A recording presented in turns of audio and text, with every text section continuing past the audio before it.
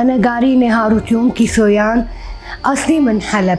نحن كنا صغار طبعا، كانوا يقولوا نحن صار عنا مجزرة الأرمن 1915.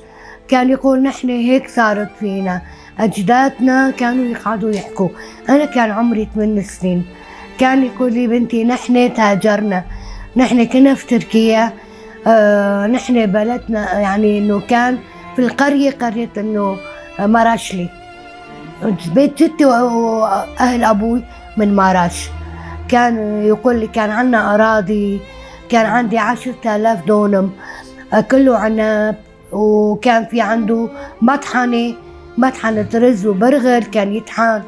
كان عنده يعني كتير حلو بيته كله، يعني تخلى عنهم لأنه صار مجزرة الأرمن كلن هربوا، بس ضل جدي وميمتي. ميمتي كانت حاملة وجدي أخذتها، أخذوا بعض إنه هربوا من عثمانية. ستي لما هربت، ستي وجدي فاتوا اللي قلت لكي عليها، فاتوا تخبوا 3 أيام، بلا أكل بلا شرب.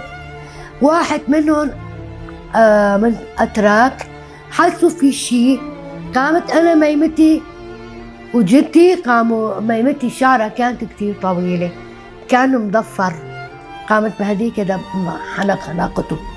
خنقته لجندي تركي، خنقته بجدايلها، خنقته. واجا جدي كمل عليه وكماني. مشان ايش؟ مشان هو لا يسيبوا شيء ولا مرته. كانوا يحكوا لنا مأساة كتير، يعني ما بعرف شو بدي اقول لك. انا لفيت هالشعر اللي كانت لعند اجري، قال لفيته قتلته قتل. وقال بعدين جدك اجا كمل عليه، قال ولا نحن كان ذبحنا وانا حامله. وقت الحادث كان اتمنى يضلوا طيبين.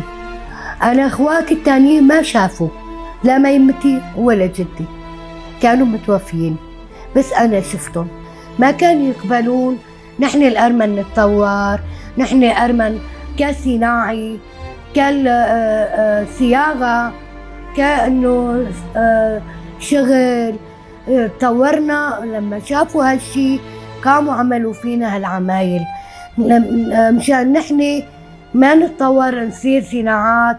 عنا كان كل شي مكاتب، انسات ومحاميه، كل شي كان متطور الوضع. يعني شافوا انه الوضع، هن استغلوها هذا الفرصه، قاموا صار مجزرة الأرمن، ذبحوا كتير، هاجروا. في بنات كبوا حالن بالنهر مشان ما يسلموا حالن، في نسوان كانوا حاملين حتى شقوا بطنه، طلعوا طفل صاروا يلعبون بالسيخ، يقولون هدول قاور. كانوا يذبحون وهيك يعملون في النسوان وبنات وشباب وأطفال، ما خلوا حدا. 1.5 مليون شخص، وهي من عدد اللي هربوا اللي هاجروا فوق 1,000,000 وأكثر. يعني يمكن أنا ما عم بتذكر أكثر من هيك. هاجروا راحوا، كل واحد صار بمكان، ما حدا يعرف أخته وين، أخوه وين، أبوه وين. في أطفال ضلوا يعني بالمدارس، فاتوا ذبحوا، في منهم تخبوا في الكنايس. كانوا أطفال ربون الأيتام، صارت مثل دار الأيتام وربون وين، بحلب بالدير. وحتى العظام والسمو صارت بالمرقدة، جابوا طموه بالمرقدة. كل سنة كان عنده يوم انه نحن 24 نيسان 23 طبعا كانوا يروحوا على المرقدة، تذكار طبعا مجزرة الأرمن. كانوا يروحوا، كانوا يزوروا المرقدة ويجوا. أنا ما كنت أقدر أروح، كان مأساة كثيرة، كان ما كنت أريد أشوف هالشوفات. كلن جابوهم، ما خلوا في الأراضي هونيك. اللي ماتوا في الطريق، اللي هاجروا ماتوا من الجوع ومن عطش، صاروا إيش؟ صار عدم. هالعدم لموا حطوها في المرقدة. عنا كنيسة بالمرقدة، وعنا قبور جوا كلها طموها. كل سنة نحن نروح زيارة في المرقدة. كان نروح من 1993 أنا جيت على الحسكة كان أسمع في مرقدة وفي كنيسة، بس أنا ما كنت أقدر أطلع، كان أكون متحمل ما أقدر أطلع.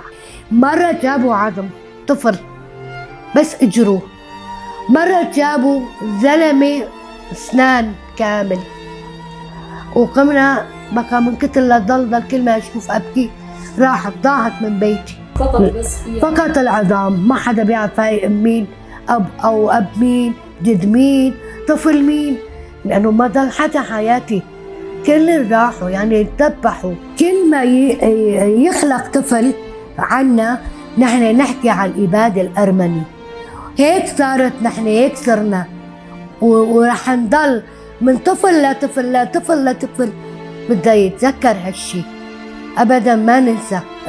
نساء والبنات اليزيديات صارت نفس مسيرة الارمن تقريبا، يعني ارمن كمان البنات اقولكي يعني من انذبحت، من انكبوا حالهم بالنهر مشان ما يسلموا حالهم للاتراك، وفي اولاد واطفال كلها هيك انذبحوا. شو ذنب هالاطفال؟ شو ذنب هالنساء؟ ذبحوا. يضلوا لا ينسون الإبادة. كل النساء وبنات كلهم هدول كلمة، طبعا كل ما عم نكبر بس إبادتنا ما ننسى ولا بطول عمرنا، حتى لو كان أولادنا رح نذكرهم، رح نقول إن هيك صارت. ونحن كل سنة نعمل 24 نيسان ذكرت مسيرة الأرمن، مستحيل نحن ننسى. دوليا يعرفوا صار هالمسيرة الأرمن، وأكيد رح يطلبوها، رح ينطلب لو كان 1000 سنة، نحن قضيتنا ما ننساها. نحن كالنساء الأرمن نحن نطالب إنه هالمسيرة اللي صارت يتحاسبوا طبعا، أنا ولا غيري يتحاسبوا. المسيرة لهلا عم مستمرة، يعني ما تركوا، يحبوا يبيدوا هالشعب بس ما عم يقدروا، نحن أقوى منن وما رح نخلي يبيدوا. أتمنى نساء الأرمن وشباب وبنات كلهم، أتمنى يشوفوا أيام أحلى وأحلى. سعي الأسى ما ينتسى، ما ينسوا مستحيل، بس إن شاء الله يجي يوم من الأيام يصيروا أحسن وأحسن لا يذوقوا مرار.